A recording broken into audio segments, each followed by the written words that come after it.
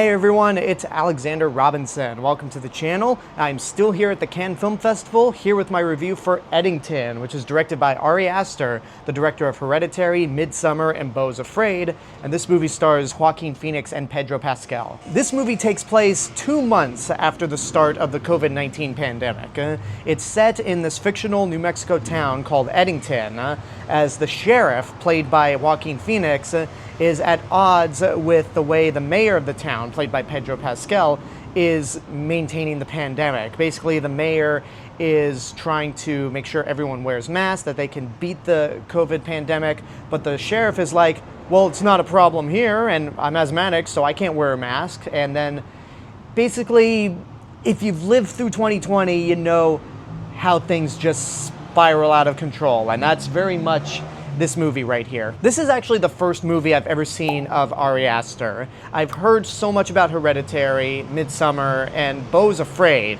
but I never actually got around to watching those films. This movie here, Eddington, is in competition to win the Palme d'Or. And a lot of you have been asking me if I'm going to see this movie, and I made the effort. I managed to get tickets for it when they were available. Not for the premiere, which was the night before this recording, but I got an early morning screening, which I just came back from. And I have to say, right off the bat, my biggest regret about this movie is that I went into it knowing what it was about. Because going into the movie, knowing that it was a movie basically about the pandemic and how it kind of affected a lot of people, I was not looking forward to it.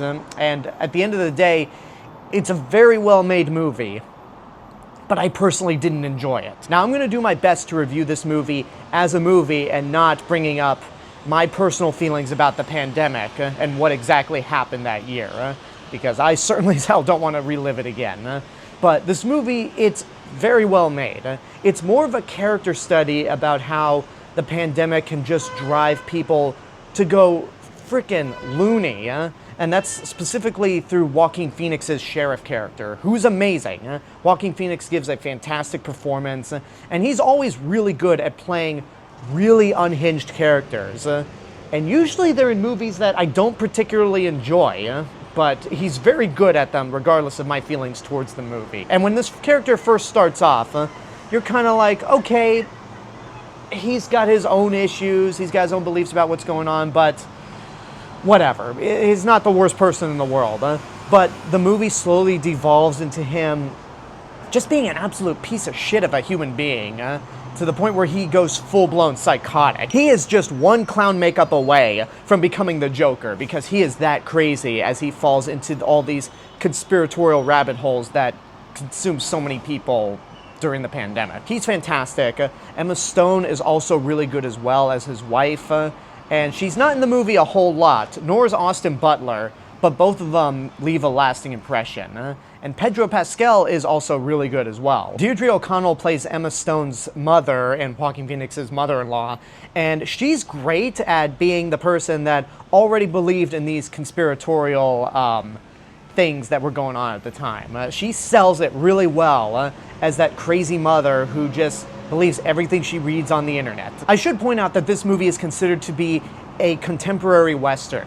What I mean by that is it has the filmmaking styles and the feeling of a Western film, but it's set in modern times, and it really is well done. You really get the feeling that this is a Western film. There's even a full-blown shootout at the end of the movie, which is very tense and just was full of a lot of violent surprises. Even if you put aside the Western elements to it, the movie is just very tense on its own. Again, it goes back to Joaquin Phoenix's character, seeing him just devolve into the psycho that he ends up being. It's just a really interesting character film, but again, I personally didn't enjoy watching it. So this is one of those rare instances where I'm going to give a movie 2 ratings.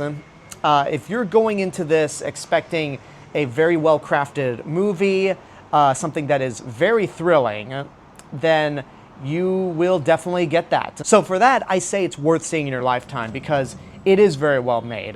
I don't see this winning the Palme d'Or, but I'm curious if this movie will stick around long enough for the Oscar season once the new year comes around. But for me personally, I gotta say, watch at your own risk. This was just not an enjoyable experience.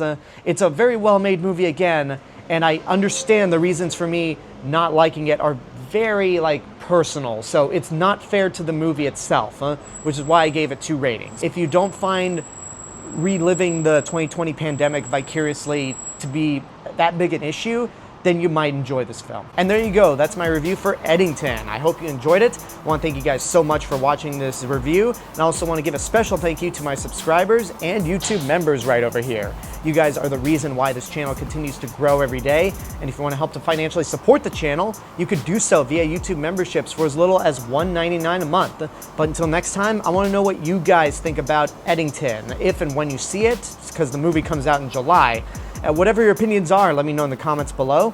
Don't forget to like the video, subscribe to the channel, and hit the bell button to get notifications. If you want to find me elsewhere on the internet, you can find me on these social media platforms and my theme park and travel channel right here on YouTube. I'll see you guys in the next video, but until then, have a good day and take care of yourselves.